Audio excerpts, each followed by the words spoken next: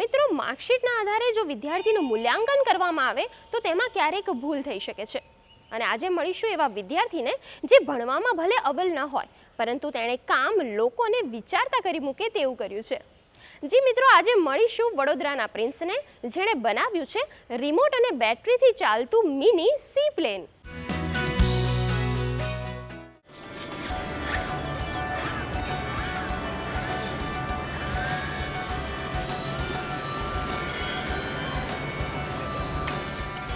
કલ્પના જ્યારે વાસ્તવિકતાનું સ્વરૂપ ધારણ કરે તો તે સી પ્લેન બને છે.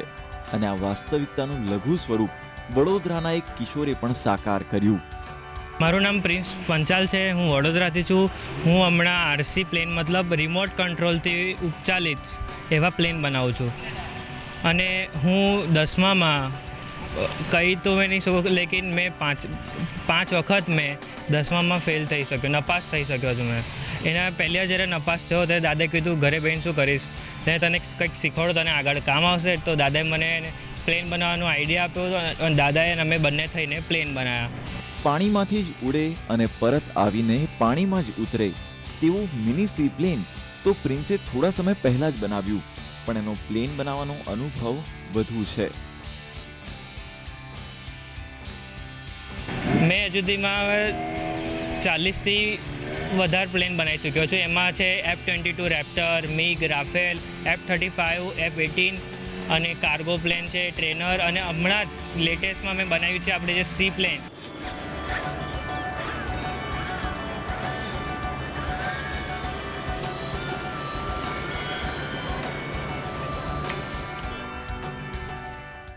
પાંચ ફૂટની લંબાઈનું અને 2 કિલોના આ મિની સી પ્લેનને 200 કિલોમીટરની ઝડપે ઉડાવી શકાય છે, જે એક વખતમાં રિચાર્જ કરતા 1.5 થી 2 કિલોમીટર ઉડે છે. આ પ્લેન 15 દિવસની જહેમત બાદ બન્યું.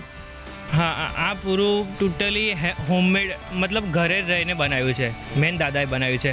અને આમાં થર્મોકોલ યુઝ કર્યું છે, મતલબ, અને આ ઇલેક્ટ્રિસિટી મતલબ બેટરીથી ચાલે છે. અને આમાં રેડિયો કંટ્રોલ છે, મતલબ રિમોટથી આ રહ્યું ચાલે છે. અને એમાં મોટર લાગેલી છે અને બીજી નાની મોટર, અને પંખાથી ચાલે. પંખાથી એનો મતલબ એનો હવાનો વિરોધથી હવામાં ઉડે છે.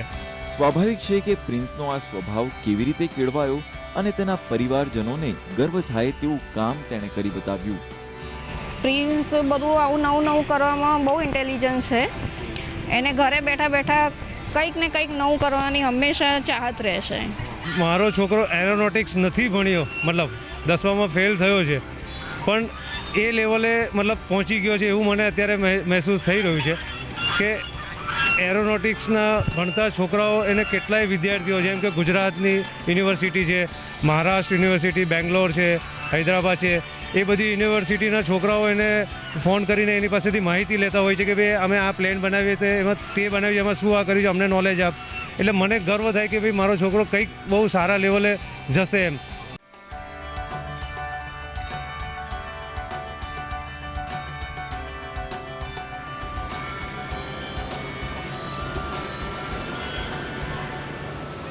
અચ્છા, ભવિષ્યમાં પ્રિન્સ શું કરવા માંગે છે એ પણ જાણીએ.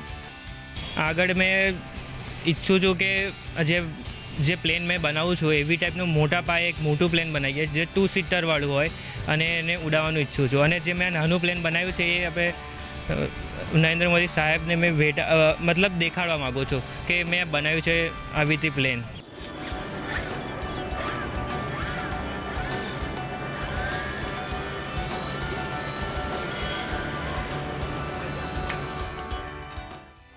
નાની આંખોમાં મોટા સપના એ દરેક યુવા માટે ખૂબ જરૂરી છે, કારણ કે તે ભવિષ્યના ભારતનું નિર્માણ કરશે.